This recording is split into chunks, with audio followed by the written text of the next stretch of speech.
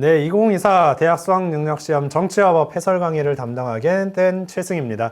여러분, 일단 수험생 이 영상을 보고 계시다면 진심으로 고생 많이 하셨고요. 그 다음에 앞으로 시험을 볼 예비 수험생이 이 영상을 보고 있다면 우리가 1번부터 20번까지 문제를 차근차근 다 꼼꼼하게 분석을 할 테니 이런 식으로 이제 문제를 푸는 거나 개념의 부족한 부분을 보완해 나가는 계기로 삼으면 좋을 것 같습니다.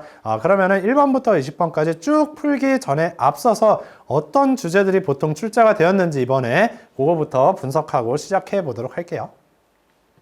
일단은 우리가 정치화법은 6개의 단원으로 구성이 되어 있어요. 근데 그 6개의 단원이 똑같은 비중으로 출제가 되는 것이 아니라 많이 출제가 되는 부분이 있고 좀 적게 출제되는 단원이 있습니다. 그래서 이번 수능에서는 442 이런 식으로 이제 출제가 됐는데 일반적으로 이렇게 출제가 돼요. 442 정도로 출제가 되는 게 일반적인 추세고 요게 한 문제 늘거나 뭐 그렇게 될 수는 있습니다. 근데 일반적으로는 이런 식으로 이제 출제가 되는구나 생각을 해 주시면 될 것 같아요. 그래서 이제 공부를 할 때도 어떤 부분에 조금 더 시간을 많이 할애해야 되는지를 여러분이 파악을 해 주셨으면 좋겠어요. 그 다음에 우리가 이번 시험에 총 20문제 중에 어떤 문제들을 학생들이 많이 틀렸는지 상위 5개 문제를 한번 살펴보도록 하겠습니다. 일단은 가장 많이 학생들이 많이 틀린 문제가 9번에 나와 있는 헌법재판소 문제예요. 헌법재판소 문제인데 얘가 보기형 문제로 출제되었고 보기가 기역, 니은, 디귿 3가지밖에 없었습니다. 그럼에도 불구하고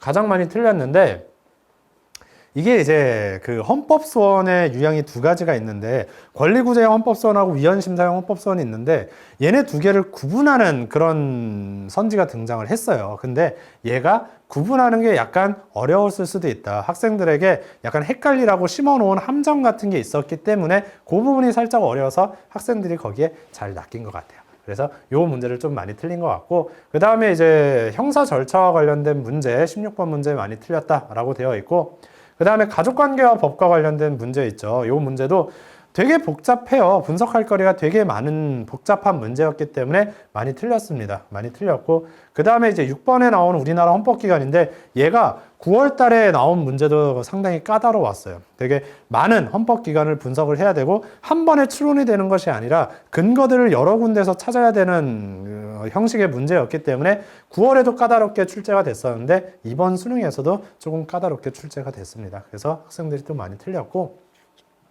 그 다음 근로관계와 법 해가지고 이제 10번 문제도 많이 틀렸다라고 이제 나오는데 부당해고 부당노동행위 보통 이제 근로관계와 법은 2가지 주제 중에서 한 가지가 출제가 돼요.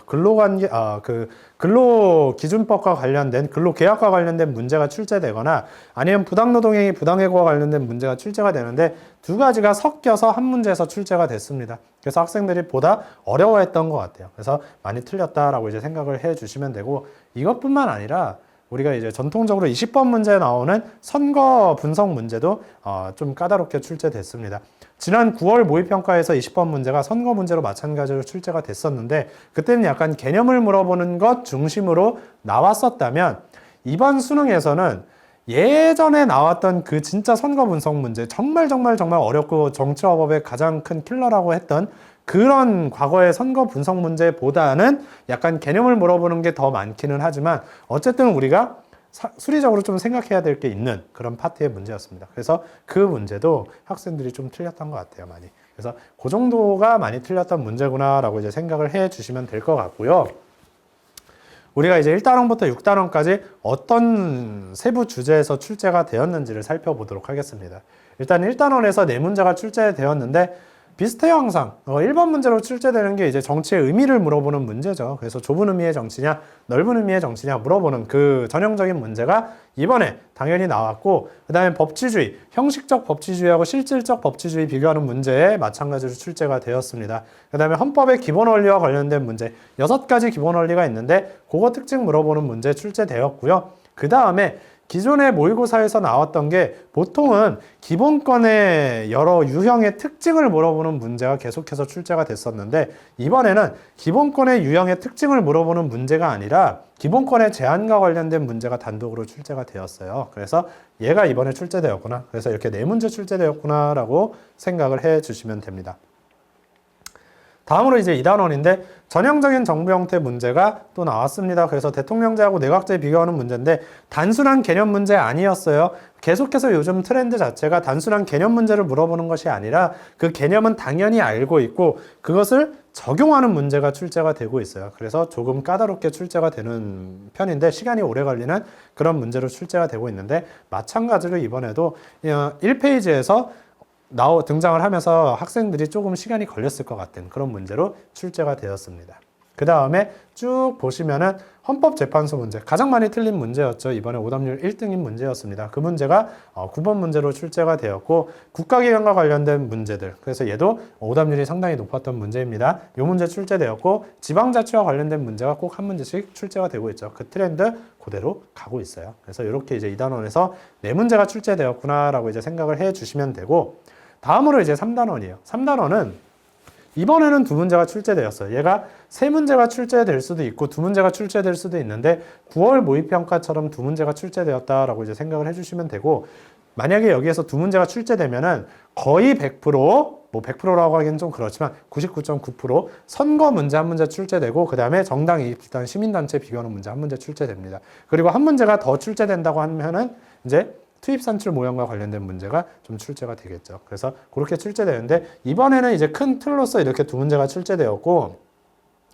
정치 과정과 관련된 선택지가 이 문제 속에 녹아 들어가 있기는 합니다. 그래서 어쨌든 3단원에서는 총 두 문제가 출제되었다라고 이제 생각을 해 주시면 되고, 다음으로 이제 4단원이에요. 개인생활과 법, 민법과 관련된 파트인데 이 파트에서도 이제 네 문제가 출제되었습니다. 민법의 기본 원칙 항상 출제돼요. 그래서 우리가 근대 민법의 기본 원칙과 수정된 민법의 기본 원칙 요거 비교하는 문제 출제되었고, 그 다음에 계약과 관련된 문제, 미성년자 계약이 보통 나오게 되죠. 그 부분의 문제가 이번에도 출제되었습니다. 11번 문제로 출제되었는데 얘도 마찬가지로 지문을 하나하나 분석해야 되는, 11번도 마찬가지고 12번도 마찬가지예요. 지문을 분석할 거리가 상당히 많은 문제였기 때문에 시간이 좀 걸릴 수 있는 그런 문제들로 출제가 되었어요. 불법행위 문제 출제되었고요. 그 다음에 가족관계와 관련된 문제 출제되었습니다. 얘도 오답률이 되게 높았던 문제였고, 그리고 요즘 이번에 모의평가에서도 계속해서 그렇게 나왔지만 입양과 관련된 선지가 등장을 하면서 친족 관계가 형성이 되는지를 물어보는 게 등장을 하고 있어요. 그거를 구분할 수 있는 문제가 이번에도 마찬가지로 등장을 했습니다. 그래서 이렇게 이제 네 문제 등장을 했고요. 다음 5단원 사회생활과 법이에요. 사회생활과 법도 네 문제가 쭉 출제가 되었는데 우리가 이제 형법의 기초와 재형법정주의, 그 다음에 범죄 성립 요건과 관련된 문제가 한 문제 출제됐어요. 그래서 이 14번 문제하고 15번 문제가 세트형 문제로서 등장을 했습니다. 그래서 이렇게 이제 세트형 문제로서 등장을 했고요.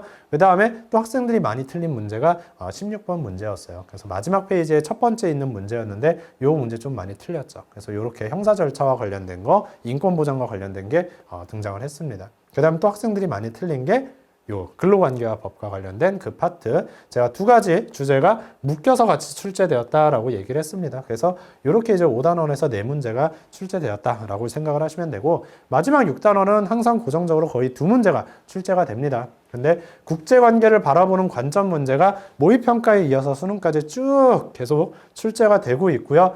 유엔을 물어보느냐 아니면 국제법을 물어보느냐, 보통 이 두 가지가 번갈아 가면서 출제가 되는데 6월에서는 유엔 물어보는 거, 그 다음 9월에서는 국제법 물어보는 거, 그 다음에 이번에는 다시 유엔을 물어보는 그런 문제로 출제가 됐습니다.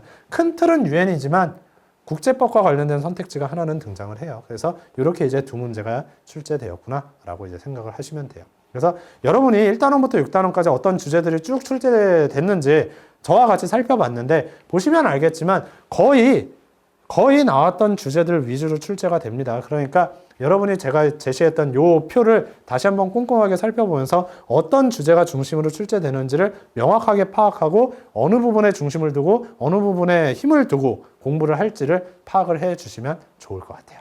그래서 어쨌든 우리가 세부적인 출제 주제 1단원부터 6단원까지 살펴봤고요. 저는 이제 1번부터 20번까지 차근차근 한 문제 한 문제 같이 풀어보도록 하겠습니다.